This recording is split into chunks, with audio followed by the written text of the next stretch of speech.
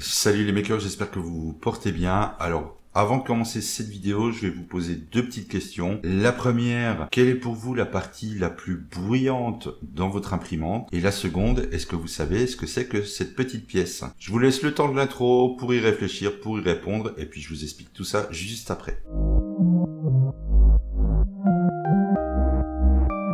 Alors, si à la première question, vous avez répondu le ventilateur de votre alimentation, eh bien, on commence déjà bien, car ça va être en gros le sujet de la vidéo. Pour la deuxième question, le petit élément que je vous ai montré, c'est tout simplement un interrupteur thermique. Il existe deux versions, une version NO et NC. Ici, on va utiliser les NO qui sont normalement ouverts, c'est-à-dire pour simplifier le truc, si je vous montre un interrupteur, eh bien, normalement ouvert, les contacts sont séparés et une fois qu'il atteindra la température ici de 45 degrés, le contact se fera et le courant va passer et mettre en route notre ventilation, car c'est bien ça qu'on va modifier. On va le placer sur le ventilateur pour que celui-ci ne se mette en route que si vraiment il est nécessaire de refroidir notre alimentation. Je vais le redire plusieurs fois durant cette vidéo, mais évidemment, les tests que j'ai effectués ne sont pas des tests ultra précis. C'est pas des appareils de grande qualité que j'utilise pour faire mes mesures, mais on va pouvoir malgré ça s'en servir pour avoir un point de référence, une idée des modifications aussi bien au niveau température qu'au niveau bruit que cela va apporter de mettre ce petit interrupteur qui coûte vraiment pas grand chose. On en trouve entre 40 et 50 centimes pièce. J'ai fait ça sur le U30, ce que je vais vous montrer ici, mais je l'ai aussi fait sur ma Tronxy et vous verrez à la fin, je vous ai fait un petit tableau avec différents tests avant et après, et bien entendu, encore une fois, il faudra prendre ça avec des pincettes car évidemment, je suis loin d'être équipé pour faire des mesures ultra précises. Je vous laisse avec la partie sur la U30 et je vous retrouve juste après pour vous donner plus de détails. Du coup, comme je disais, je vais profiter d'un petit passage d'entretien sur ma U30 que j'ai descendu ici sur ma table pour y travailler plus facilement, pour modifier donc ce qui fait le plus de bruit sur nos machines. On a généralement beau faire ce qu'on veut, d'avoir des drivers silencieux, des ventilos au niveau de la tête silencieux. Il reste toujours le même souci au niveau de nos machines. Le truc le plus bruyant et qui à force peut devenir vraiment énervant, c'est le ventilo qui se trouve donc dans notre alimentation. Ayant déjà fait plein d'essais pour rendre celui-ci silencieux, entre autres, alors je vais la coucher,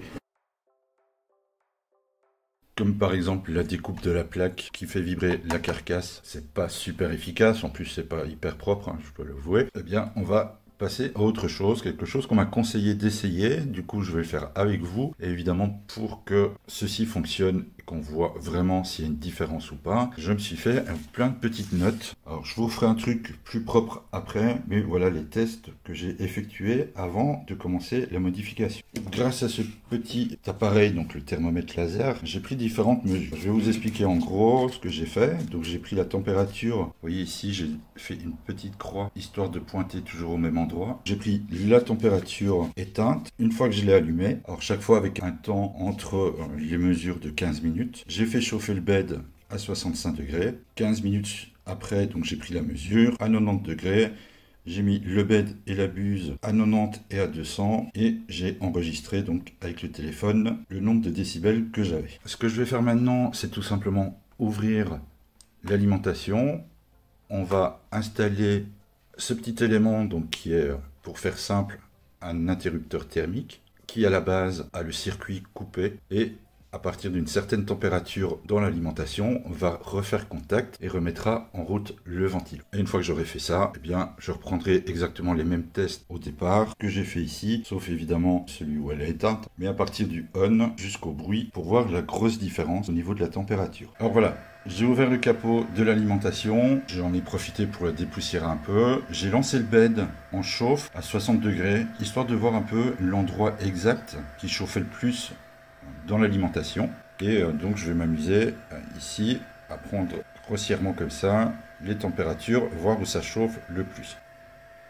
Et donc on est d'accord, c'est la petite pièce ici en noir qui chauffe le plus. Pourquoi je fais ça? Tout simplement parce que j'ai envie de voir à peu près à quel endroit j'allais mettre le détecteur, histoire qu'il soit au plus proche de la zone chaude dans mon alimentation. Donc là, je vais couper évidemment l'alimentation et je vais continuer ma petite modif. Donc voilà le capot de mon alimentation.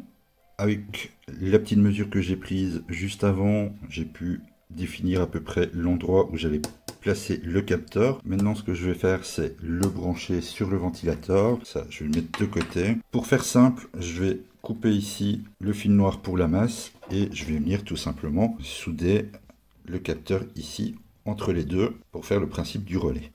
Alors comme à chaque fois, quand je fais ce genre de truc là, j'essaie de prévoir tout ce dont j'ai besoin avant, c'est-à-dire les pinces coupantes, les machins, les capteurs, l'étain et tout ça, et je finis toujours par chercher après des trucs pendant 3 heures. Donc on va faire ça un petit peu à l'arrache. Je vais prendre cette pince là, venir couper le fil noir ici, je vais dénider un petit peu.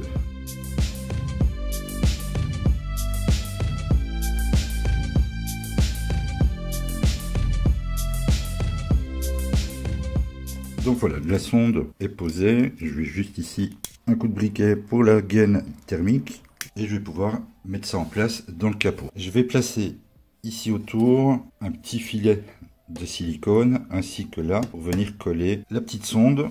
Ça fera un petit matelas auditif supplémentaire qui va empêcher au cas où les vibrations quand le ventilo se mettra en route au besoin. Et ici, ça me permettra aussi d'avoir une petite isolation entre la température du châssis et la sonde. Même si ça ne devrait pas avoir beaucoup trop d'effet. Donc je vais essayer de faire ça proprement. Et je vais donc refixer déjà le ventilateur en premier. Voilà, c'est magique, c'est terminé. La sonde est en place. Il ne me reste plus qu'une chose, c'est tout simplement de le rebrancher.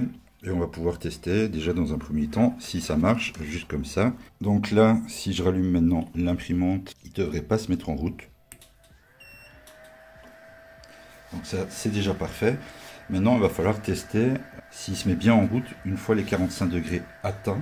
Alors on va tricher un petit peu.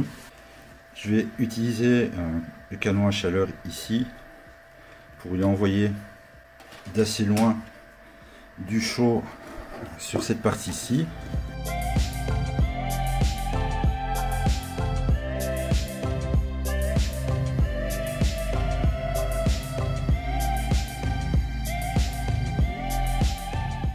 Hop, je coupe le son. Et vous voyez que là, il s'est mis en route. Donc si je regarde vite fait avant que ça redescende de trop, ça redescend déjà très très vite. Et si je regarde sur le capteur, peut-être directement.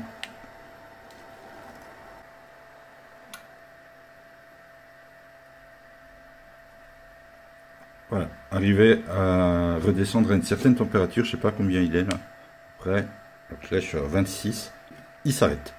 Donc voilà, premier test est fonctionnel. Maintenant ce que je vais faire, c'est tout simplement remettre le capot sur l'alimentation. Évidemment, je vais l'éteindre. Et on va pouvoir voir s'il y a une grosse différence maintenant au niveau des températures et si à un moment donné, tout simplement, il se met en route. Ça y est, donc le capot est remis en place et vous voyez que le ventilateur ne tourne pas. Donc là, ça fonctionne. Je vais refaire du coup maintenant les mêmes tests que j'ai fait avant son installation pour remplir la partie du dessous.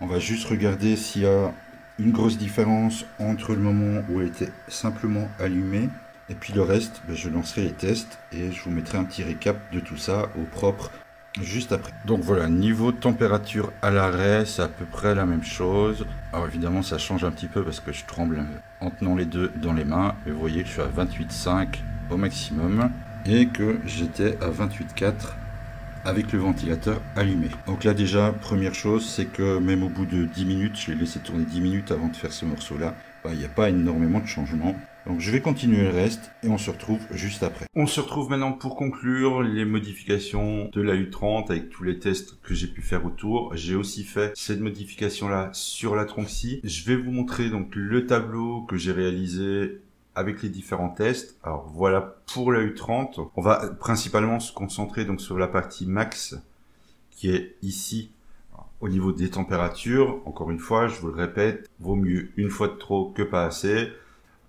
Je suis vraiment pas équipé type mesure scientifique, donc c'est vraiment à prendre avec des pincettes pour se faire une idée de ce que ça donne.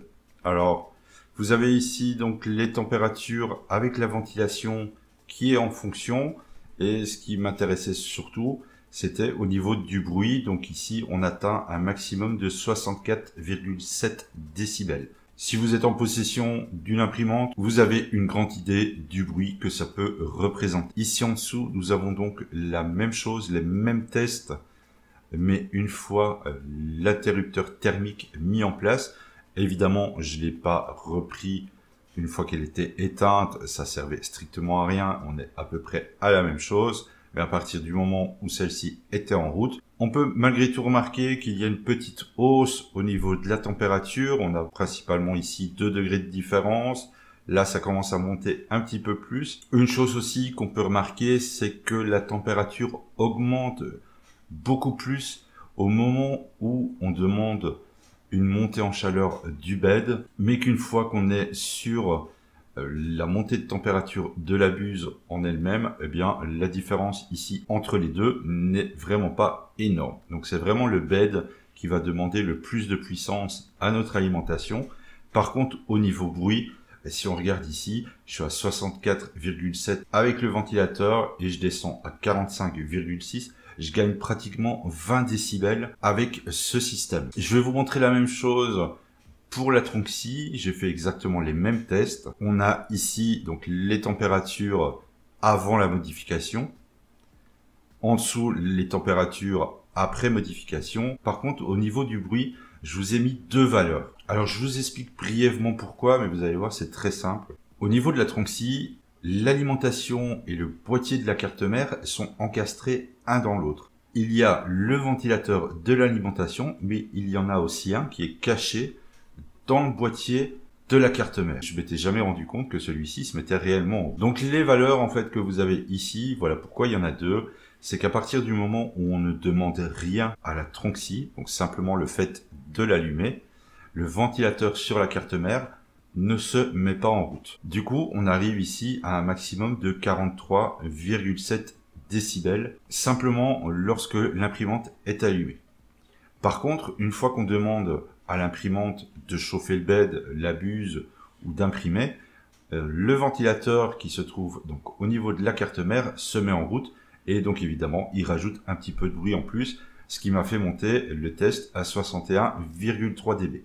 Une fois que la modification a été apportée, donc que j'ai installé ce fameux interrupteur thermique au niveau du ventilateur de l'alimentation, eh bien tout simplement je suis arrivé à un maximum de 25 dB sans rien demander à la machine.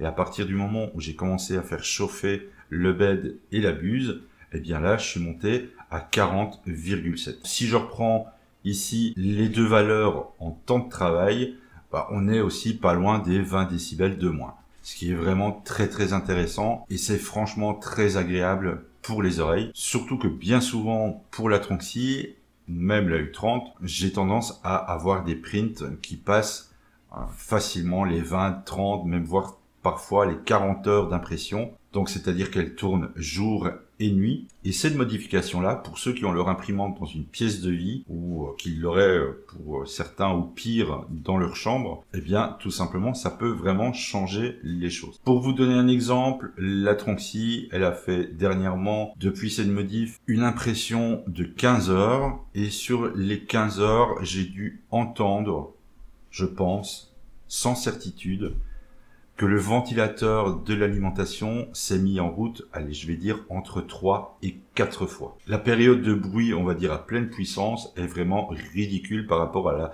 longueur du print. Alors cette astuce, elle m'a été partagée par un des membres du Discord qui l'a mis en place aussi sur ses machines. Sur une U20, elle est destinée aussi pour une X1. Il en est ravi et franchement, je suis bien content qu'il ait partagé ça avec nous. Et que je puisse aussi, du coup, vous partager ça. Surtout que, franchement, niveau prix, voilà. Mes 2 machines pour 80 centimes ont été modifiées. C'est un vrai plaisir pour les oreilles. Je vous mets dans la description le lien pour accéder à ces 2 tableaux-là si vous voulez les voir de plus près et prendre le temps de les comparer tous les 2. Je profite aussi un peu de l'occasion pour vous remercier parce qu'on approche des 5000. Et pour l'occasion, j'ai vu que sur YouTube, ça se faisait souvent. une FAQ pour les 5000. Donc si vous voulez participer, j'ai mis un post dans l'onglet communauté. N'hésitez pas à poser n'importe quelle question, que ce soit sur moi, sur la chaîne, sur plein de trucs. Et s'il y a vraiment suffisamment de questions pour en faire une vidéo, eh bien on aura une FAQ pour les 5000 abonnés. Et puis si c'est pas encore fait, n'hésitez pas à laisser le pouce bleu, à commenter, à vous abonner si c'est pas encore le cas. Et moi je vous dis à bientôt dans une prochaine vidéo.